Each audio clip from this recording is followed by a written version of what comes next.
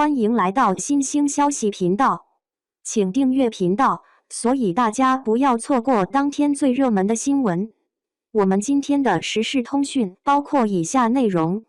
给9月份8位影视剧女主演技排个名次，秦海璐第一，李沁未进前3。今年9月份的影视剧作品中，不乏有许多演技在线的女演员，她们饰演的角色形象各异，有人飒爽，有人优雅，还有人泼辣。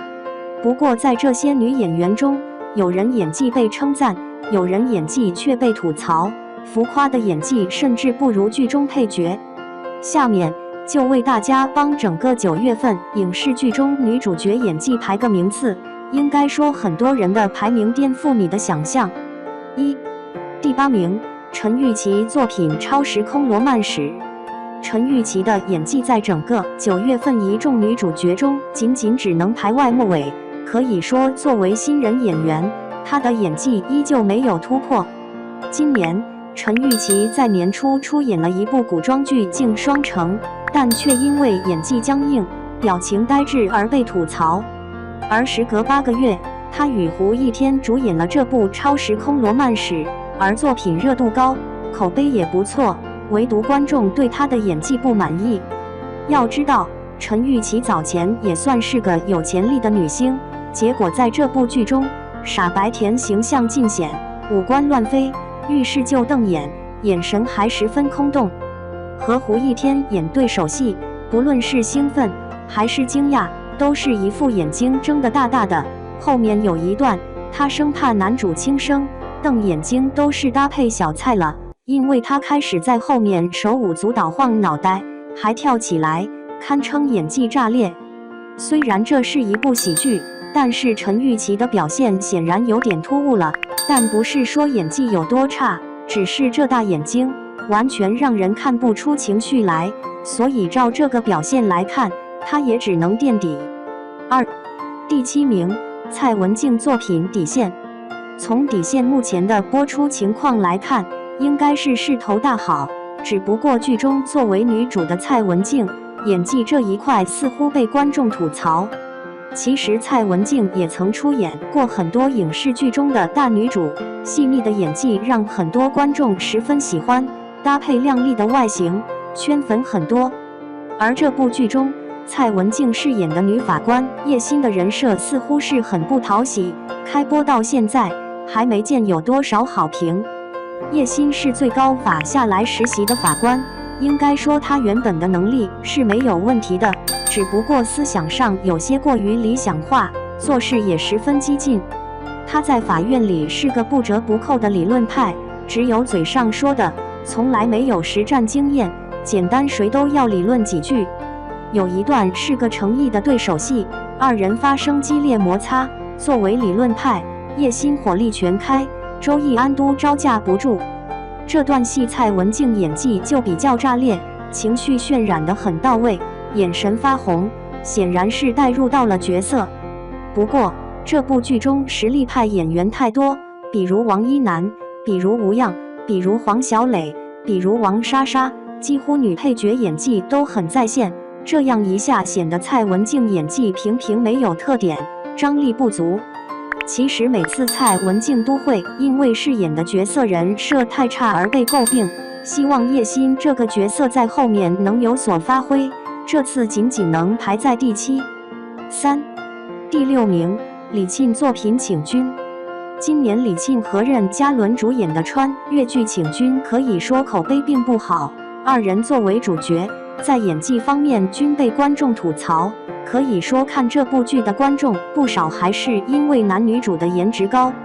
说到李沁，她的演技应该还是非常不错的，早前在《楚乔传》《庆余年》等剧中的形象很受观众欢迎。当然在看这部剧，李沁饰演的是一位女债主于登登，霸气侧漏，同时带着些可爱俏皮，角色形象塑造的还是相当惊艳。这次李沁在剧中的演技依然出了些问题，主要是人设傻白甜略显浮夸，表演有些用力过猛，另外台词配音也不太合适。不过在剧中，李沁的哭戏算是一流，就比如他饰演陆岩前世的女友，看见陆岩牺牲的那一段，哭的是撕心裂肺，惊艳至极。近2年，除了《庆余年》外，李沁出演了不少傻白甜的角色，但是多数口碑和风评都一般，综合评价都是用力过猛。只能说这部剧中，李沁的演技还算过关，造型也很讨喜，但是这有些浮夸的表演确实让观众出戏，这次仅仅能排在第6、4、第5名。虞书欣作品《两个人的小森林》，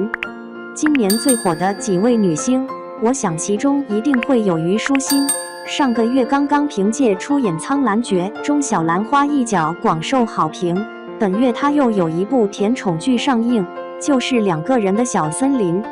说句实话，虞书欣在观众眼里一直都不是演技派，只能说演技水平不高也不低，但是遇到合适的角色就会特别出圈。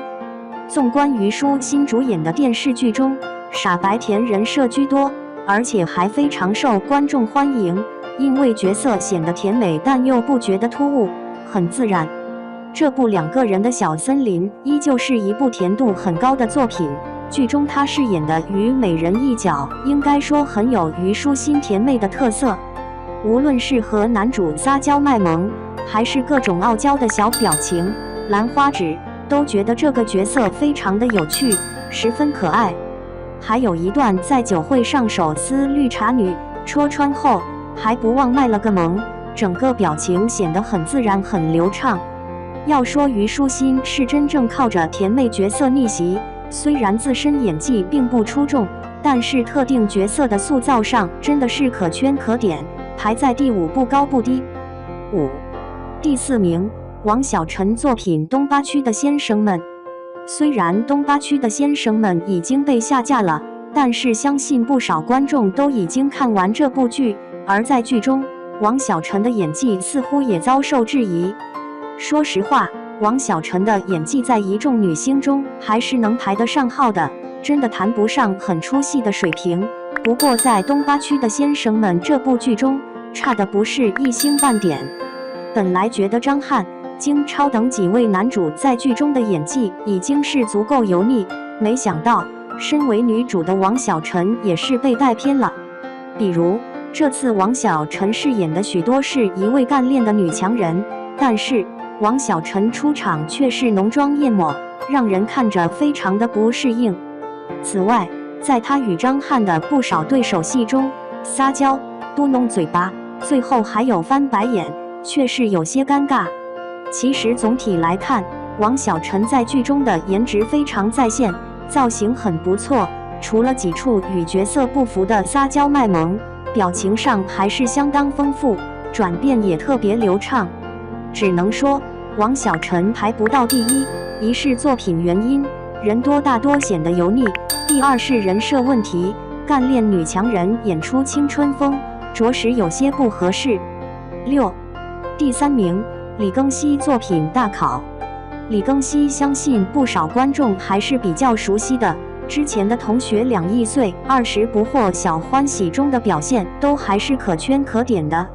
上一次他参演《雪中悍刀行》饰演江妮一角，应该说被观众吐槽得很惨，除了表情呆滞，造型也是一言难尽，应该说李庚希是真的不是的古装。这次他主演正剧《大考》饰演的角色形象是一名即将参加高考的高3学生，应该说非常符合他的身份。